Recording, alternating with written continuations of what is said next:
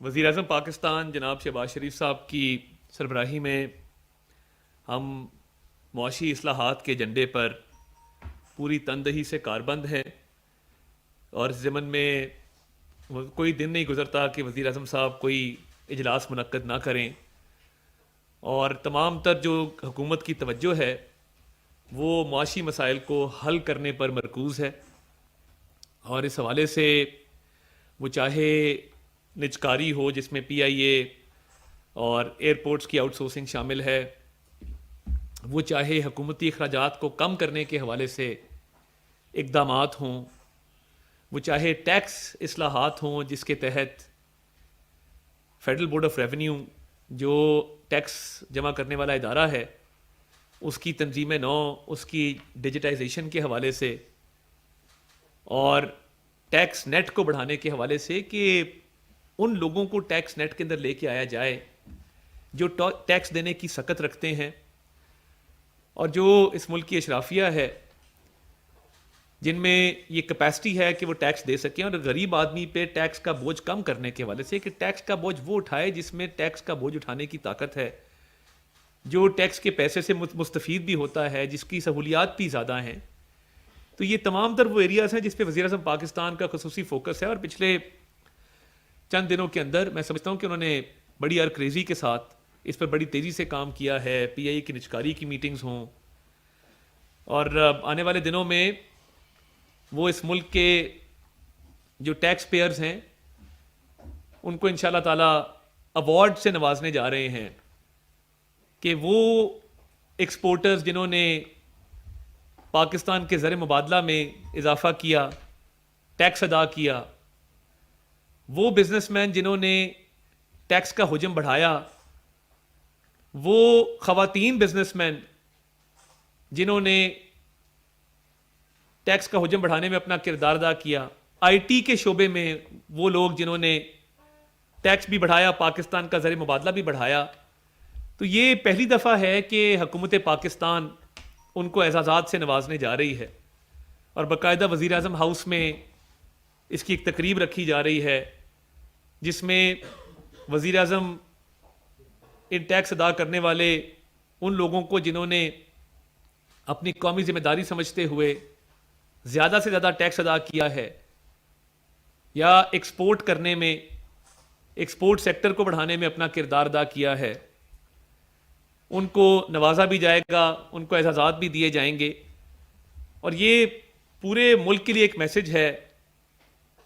کہ جو ٹیکس ادا کرنے والے لوگ ہیں وہ قابل ستائش ہیں، ہم انہیں خراج تحسین پیش کرتے ہیں، اور جو ٹیکس پے نہیں کرتے، ٹیکس اوائڈنس، ٹیکس ایویژن میں ملوث ہیں، وہ کارروائی بھی عمل میں لائی جا رہی ہے۔ تو یہ جو معاشی اصلاحات کا سلسلہ ہے یہ بڑی تیزی کے ساتھ جاری ہے، اور اس ماہ رمضان میں بھی عوام کو ریلیف پرووائڈ کرنے کے لیے وزیر اعظم صاحب نے پورے ملک میں وزراء کی ڈیوٹیاں لگائیں۔ کل بھی وزراء نے یوٹیلیٹی سٹورز کے دورے کیے، آج بھی جام کمال صاحب بھی دورے پر گئے، اعظم نذیر طارق صاحب وزیر قانون نے بھی دورہ کیا، اور یہ بڑا ایک مؤثر ایک نظام بنایا گیا ہے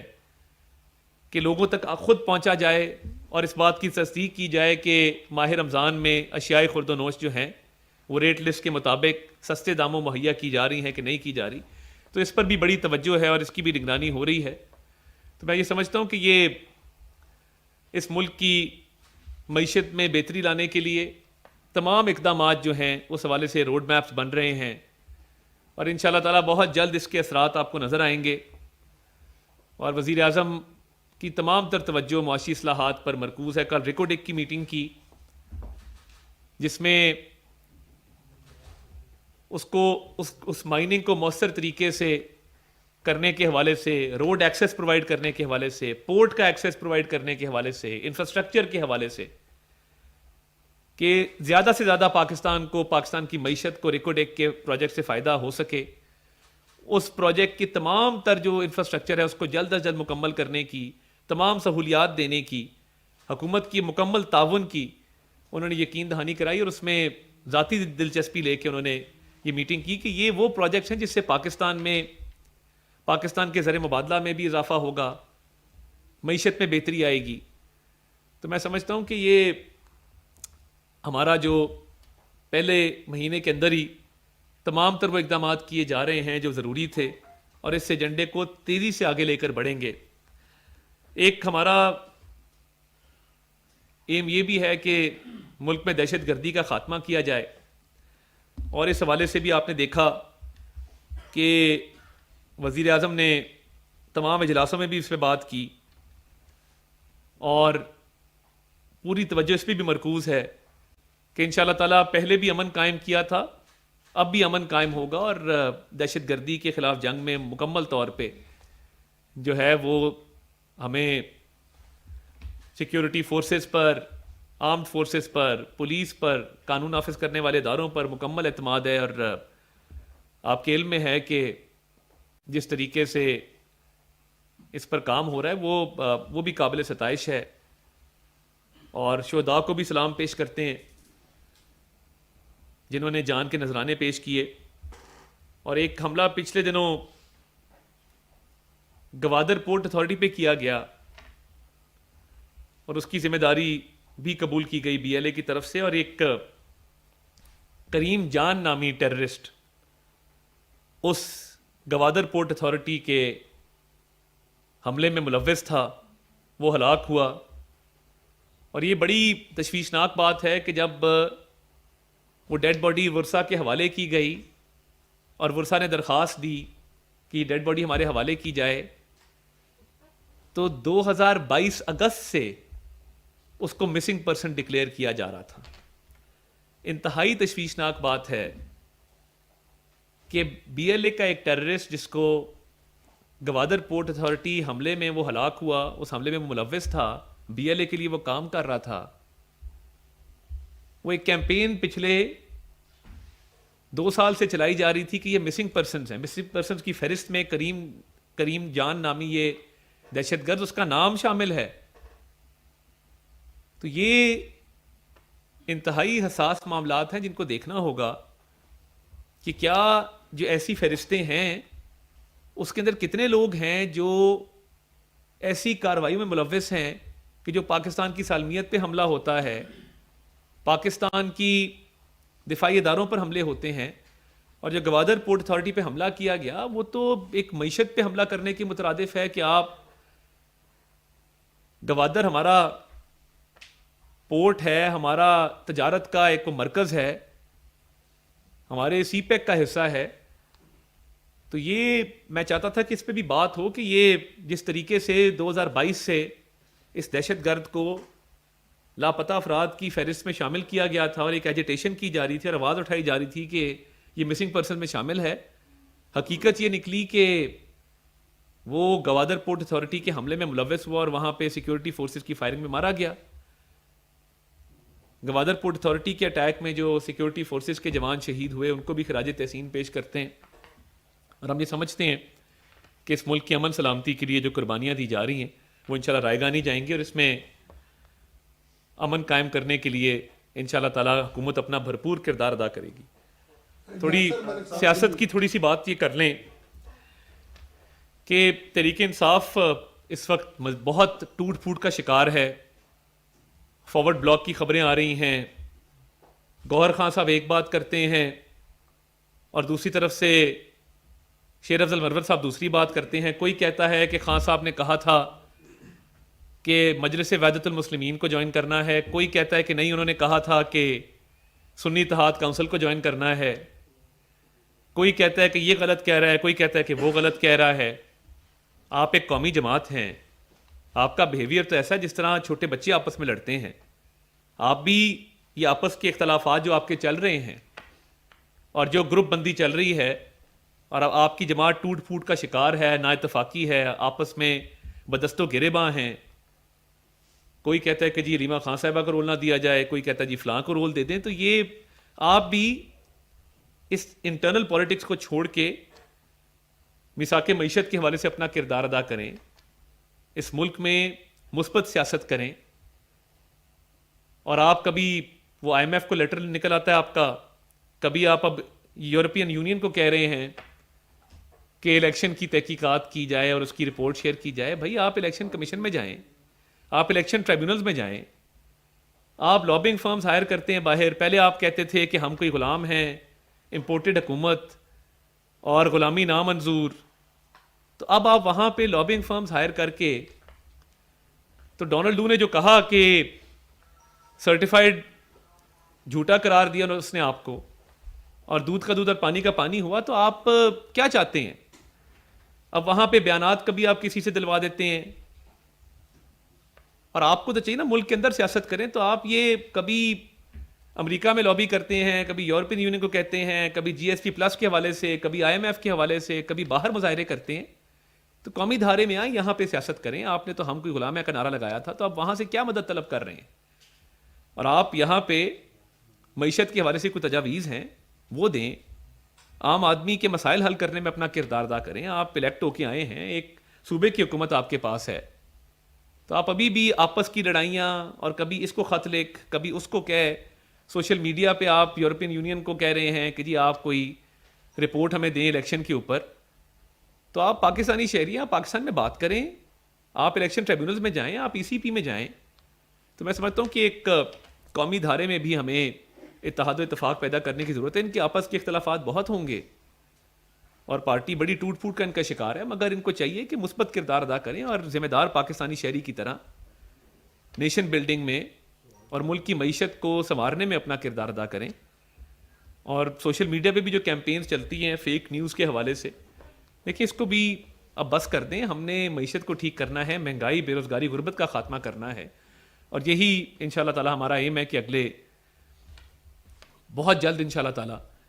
ان تمام مسائل کا تدارک جو ہے وہ کیا جائے. بہت شکریہ. یاسر ملک دنیا نیوز. یہ بتائیے گا کہ آج چیمہ صاحب کے بچوں کی ایچ ایس ایم کالج میں جو فیس معافی والا معاملہ ہے گورنر کی جانب سے کیا گیا, اس پر پرنسپل جو ہے ایچ ایس ایم کالج کی, انہوں نے استعفیٰ بھی دیا, اور انہوں نے کہا کہ میں اس ملک میں نہیں رہتی, میں باہر چلی جاؤں گی. اس معاملے پر آپ کیا کہیں گے؟ اور ایک اور اس کے ساتھ سوال ہے, گزشتہ روز آپ کو بتایا تھا صحافی اسرار راجپوت والا معاملہ جو ہے, اس پر آپ نے کس سے بات کی, اور کیا کوئی اس میں پیش رفت ہو رہی ہے؟ سر ابھی تک اس کو پیش نہیں کیا گیا عدالت میں. بہت شکریہ جی. جہاں تک احد خان چیمہ صاحب کا معاملہ ہے, اس میں 3 سال ان کے بچے وہاں پہ نہیں پڑھ رہے تھے. اب قانون اس بات کی اجازت دیتا ہے کہ آپ جگہ پڑھ نہیں رہے تو پھر نہ پڑھنے کی فیس تو نہیں ادا کی جاتی. اور وہ ایک اپلیکیشن انہوں نے دی, قانون کے مطابق دی, رولز کے مطابق دی, کہ میرے بچے اب وہاں پہ نہیں پڑھ رہے, تو جب پڑھ نہیں رہے تو پھر فیس کس بات کی ادا کی جائے. اور دیکھیں ہم تو وہ لوگ ہیں جنہوں نے ایجوکیشن ریفارمز کیے ملک کے اندر, جو پیف اسکالرشپس لے کے آئے, پنجاب ایجوکیشن فاؤنڈیشن کا کانسیپٹ لے کے آئے, لیپ ٹاپس کا جو ہے وہ اجرا کیا. تو یہ اس کو غلط رنگ دیا جا رہا ہے. اگر آپ اس رپورٹ کو اس کا بغور جائزہ لیں اور اس کو تفصیل سے پڑھیں, تو ایسا نہیں تھا کہ ان کے بچے پڑھ رہے تھے اور انہوں نے کہا جی بچے میرے پڑھ رہے ہیں مگر مجھے فیس معافی دی جائے. بچے ان کے اسلام آباد شفٹ ہو چکے تھے, اسلام آباد کے اسکول میں پڑھ رہے تھے, تو انہوں نے کہا جو 3 سال اب وہاں نہیں پڑھ رہے, اس دوران فیس ادا کرنے کا کوئی جواز نہیں ہے, کہ جب پڑھ نہیں رہے تو پھر فیس کس بات کی دینی. تو میں سمجھتا ہوں کہ وہ ان کا رائٹ ہے کہ وہ قانون کے مطابق, ان کی اہلیہ نے ایک درخواست دی جس پہ قانون کے مطابق ایک فیصلہ کیا, گورنر صاحب نے, بورڈ آف گورنرز نے اس کا فیصلہ کیا. تو اگر وہاں پہ ایک سہولت لی نہیں جا رہی, ایک سروس لی نہیں جا رہی, تو پھر اس کی پیمنٹ نہ کرنے کے حوالے سے ان کی درخواست تھی جس پہ گورنر صاحب نے فیصلہ کیا. میں سمجھتا ہوں کہ وہ فیصلہ پڑھا جا سکتا ہے. اور جہاں تک آپ نے راولپنڈی کی ایک صحافی کا ذکر کیا, اس پہ ان شاء اللہ تعالیٰ پنجاب حکومت سے ہم رابطہ کر رہے ہیں, اور انشاءاللہ ان کو کہیں گے کہ اس پہ جو قانون کے مطابق آگے معاملہ چل سکتا ہے چلایا جائے. اور وہ بڑا ایک سینسٹیو ایشو تھا جو میری نظر سے گزرا, جس کے اندر ایک امام بارگاہ کے حوالے سے ایک بات کی گئی تھی. تو دیکھیں یہ ہماری ذمہ داری ہے کہ فرقہ واریت کو روکنا, ہم آہنگی پیدا کرنا آپس میں. تو خدا نہ خواستہ یہ معاملہ بہت خطرناک بھی ہو سکتا تھا, مگر اس پہ ان شاء اللہ تعالیٰ کوئی اس کا خوش اسلوبی کے ساتھ کوئی کوشش کریں گے اس کا حل نکلے. طاہر صاحب ایک سوال یہ تھا کہ پرائم منسٹر شہباز شریف نے جب وہ گزشتہ دنوں پرائم منسٹر سے پہلے, تو انہوں نے جرنلسٹوں کے لیے اور میڈیا ورکر کے لیے 1 ارب روپے کا اعلان کیا تھا ہیلتھ انشورنس کے حوالے سے, جس پر پورا کام بھی ہو چکا ہے, انفارمیشن منسٹری نے بھی اس پر کام مکمل کر لیا. تو وہ رقم روک لی گئی تھی, تو وہ رقم کب تک ریلیز کی جائے گی, اور جس سے جو میڈیا ورکر اور جرنلسٹ ہے وہ مستفید ہو سکیں گے؟ اور دوسرا ایک چھوٹا سا سوال تھا کہ یہ جو ہمارا سی پیک ہے, سی پیک پر کام جاری ہے یا کچھ اس پر کوئی سست روی کا شکار ہے یا اسے رکھا جائے گا جاری, یا کوئی آئی ایم ایف کی شنید یہ بھی تھی کہ انہوں نے کوئی شرائط میں یہ رکھا ہے کہ ہماری رقم جو ہم کر دیں تو اسے وہاں نہ لگایا جائے. بہت شکریہ جی. جو ہیلتھ انشورنس کا باقاعدہ ایک پروگرام بجٹ میں لایا گیا تھا, اس کا میں نے آج صبح ہی اس کا ایک اجلاس کیا ہے اور افسران سے اپڈیٹ مانگی ہے, اور اس کے پریمیم کے حوالے سے جو ایشوز ہیں میں نے اس کی ہدایات جاری کی ہیں کہ جلد از جلد اس کو حل کیا جائے, اور یہ پروگرام جاری رہنا چاہیے. اور اگلے بجٹ میں بھی, کیونکہ اب جون میں اگلا بجٹ پیش کیا جانا ہے, تو اگلے بجٹ میں بھی اس کے لیے رقم رکھنے کے لیے میں نے ہدایات جاری کر دی ہیں. اور دیکھیے صحافیوں کے حوالے سے, رپورٹرز کے حوالے سے یہ ہمارا فرض بنتا ہے کہ ان کی فلاح و بہبود جو ہے وہ منسٹری آف انفارمیشن کا ان کی ذمہ داری ہے, اور یہ وزیر اعظم صاحب نے ہمیشہ اس پہ بڑی شفقت, بڑی مہربانی کی ہے. تو ان شاء اللہ تعالیٰ وہ پروگرام آگے بڑھے گا, وہ چلے گا. ابھی بھی کوشش کر رہے ہیں کہ 1-2 ماہ میں اس کو فعال کر دیا جائے اور اگلے بجٹ میں بھی اس کی رقم رکھی جائے تاکہ یہ پروگرام جاری رہے, اس کو رکنے نہیں دیں گے. اور سی پیک کے حوالے سے دیکھیے, میں سمجھتا ہوں کہ ہم بڑے خوش قسمت ہیں. ایک تو پرائم منسٹر صاحب نے سب سے پہلا جو انٹرویو کسی غیر ملکی نیوز ایجنسی کو دیا وہ شنوا نیوز کو دیا, اور ان کی جو سرکاری نیوز ایجنسی ہے, اور چینی سفیر سے ان کی بڑی کارڈیل ملاقات ہوئی, اور جو مبارکباد کے میسیجز وزیر اعظم منتخب ہوتے ہی چین سے آئے, میں سمجھتا ہوں کہ ان میں بڑی اپنائیت تھی, اور پاک چین دوستی جو ہے وہ انشاءاللہ آگے بڑھے گی. اور ہمارا سی پیک پہ مکمل طور پہ فوکس ہے, اور سی پیک کو تیزی سے آگے لے کر جائیں گے. آپ نے بتایا کہ حکومت کا فوکس ہے دہشت گردی کے خاتمے کے حوالے سے, اور جو پاکستان میں غیر قانونی تارکین وطن بستے ہیں ان کا بھی اس میں کردار ماضی میں بھی رہا ہے, اور انٹیلیجنس ادارے بھی رپورٹ دیتے رہے ہیں. نظام حکومت میں جو غیر قانونی تارکین وطن تھے ان کو پاکستان بدر کیا گیا تھا. کوئی دوسرا مرحلہ اس کے حوالے سے ہے کہ لاکھوں لوگ یہاں پاکستان میں بستے ہیں, اس کی معیشت پہ برڈن ہے, دہشت گردی ہے, اور اس کے علاوہ باقی جو مین شہر ہیں وہاں امن امان کا ایشو بنتا ہے, تو اس حوالے سے حکومت کیا سوچ رہی ہے؟ دیکھیں, اس پہ بڑی تفصیلی بات ہوئی ہے, اور وزیر داخلہ نے بھی اس پہ الٹیمیٹم بھی دیا ہے, اس پہ بیان بھی جاری کیا ہے, اور محسن نقوی صاحب اس پہ کام کر رہے ہیں. کیونکہ دیکھیے وہ معیشت پہ بھی بوجھ ہیں, اور اس کے علاوہ اگر رجسٹریشن نہیں ہے تو یہ کڑی نگرانی کی بھی ضرورت ہے کہ کون کس ایکٹیویٹی میں ملوث ہے. تو میں سمجھتا ہوں اس میں بڑی سنجیدگی ہے, اور اس پہ وزیر داخلہ کا مکمل طور پہ فوکس ہے.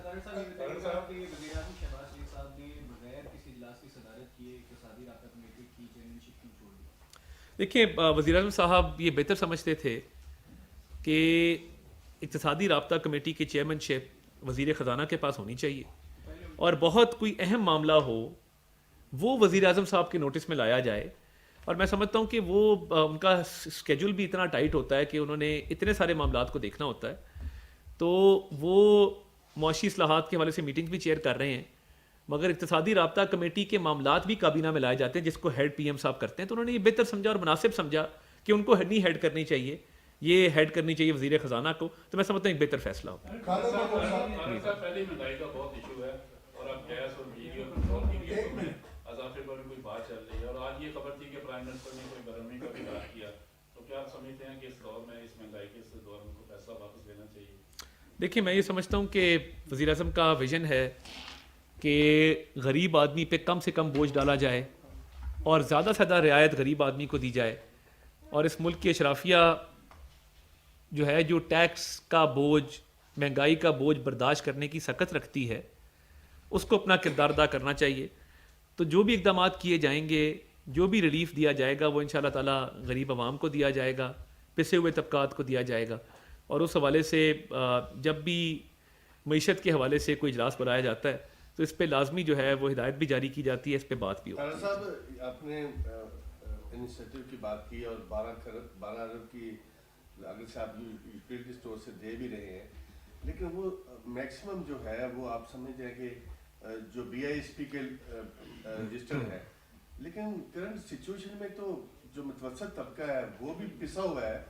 اور وہ بھی ان کے قریب ہے, بیچارے رجسٹر نہیں کرا سکتے. تو کیا ایسے متوسط طبقے کے لیے بھی کوئی حکومت جو ہے انیشیٹو لے گی؟ دوسرا, جو آئی ایم ایف کے ساتھ اسٹاف لیول معاہدہ تھا, ابھی تک آئی ایم ایف نے اس کی تفصیلات جاری نہیں کی ہے, جو کہ موسٹلی فوری ہو جاتی ہیں, چونکہ اس سے بڑا جڑا ہوا ہے پاکستان میں مہنگائی کا بھی معاملہ اور باقی اسٹاک ایکسچینج کے ساتھ بھی. تو کیا وجہ کیوں رکا ہوا ہے؟ دیکھیے میں یہ سمجھتا ہوں اس پہ وزیر خزانہ کی ایک ڈیٹیل پریس بریفنگ کا کل اہتمام کیا جا رہا ہے،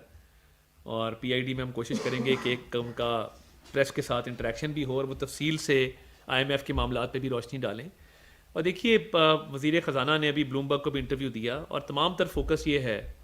کہ روپے کو مستحکم کیا جائے. روپیہ مستحکم ہوتا نظر آ رہا ہے، معیشت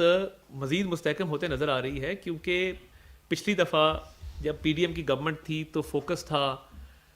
کہ ڈیفالٹ سے ملک کو بچایا جائے. الحمدللہ اگریمنٹ ہو گیا، ڈیفالٹ سے ملک بچ گیا. اب پینڈا بانڈز کی بات کی گئی ہے، وہ چائنا میں فلوٹ کیے جائیں گے، ملینز آف ڈالرز کے وہ پینڈا بانڈز جو فلوٹ کیے جائیں گے، اس سے مدد ملے گی، اس سے مہنگائی کم ہوگی. اور باقی بھی جو معاشی اصلاحات کے حوالے سے بات کی جا رہی ہے، تو میں سمجھتا ہوں اس سے نہ صرف جو ایک پسا ہوا طبقہ ہے، غریب عوام ہے، بلکہ میں سمجھتا ہوں کہ مڈل کلاس بھی مستفید ہوگی، اور ہر گزرتے دن کے ساتھ انشاءاللہ تعالیٰ معاملات میں بہتری آئے گی. جی دیکھیے بی آئی ایس پی کا ایک میکنزم ہے جس کے تحت پی ایم ٹی اسکور 60 کے تحت جو ہے وہ یوٹیلیٹی اسٹورز پہ چیزیں مہیا کی جاتی ہیں. مگر اس کے علاوہ بھی ایم ڈی یوٹیلیٹی اسٹورز کو یہ ہدایت کی گئی ہے کہ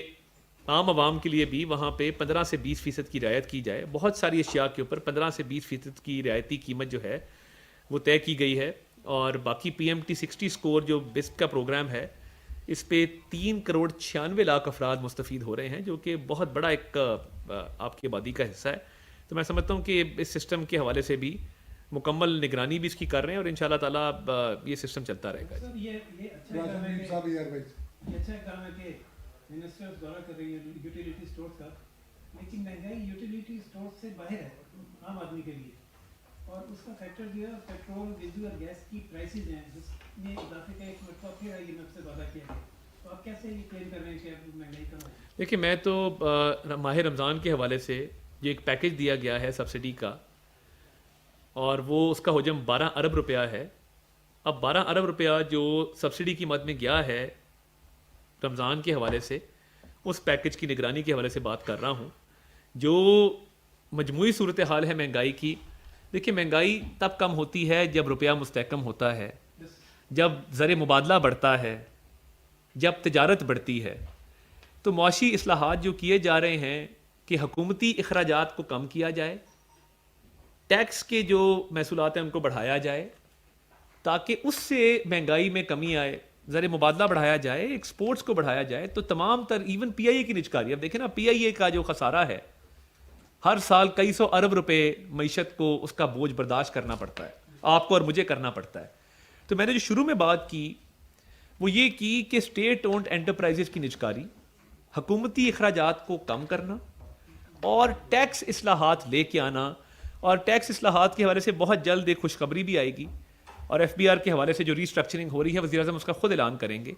تو یہ تمام تر وہ سٹیپس ہیں، کیونکہ دیکھیں یہ کئی سٹیپس ہیں جو لیے جا رہے ہیں، جس کے اندر میں نے آپ کو بتایا کہ ٹیکس پیئرز کو، ایکسپورٹرز کو جو ایوارڈ دینے کا سلسلہ ہے وہ بھی شروع کیا جا رہا ہے. ایک حوصلہ افزائی ہے کہ جو لوگ ٹیکس ادا کرتے ہیں، جو لوگ ایکسپورٹس میں اضافہ کرتے ہیں، جو معیشت میں ایک مثبت اور ایک پازیٹیو کنٹریبیوشن کرتے ہیں،